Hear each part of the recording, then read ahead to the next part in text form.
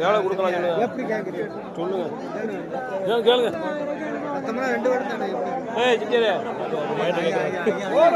அவர்கிட்ட கேட்குறாரு தான்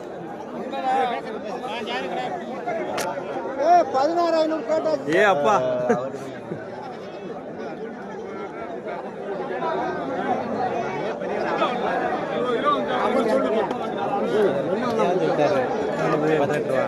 அவர் பிரச்சனை கேட்கணும்ல குடிங்க மதுரை 1500 ஐயா ஐயா பிடிச்சவர் கொடுங்க இருக்கா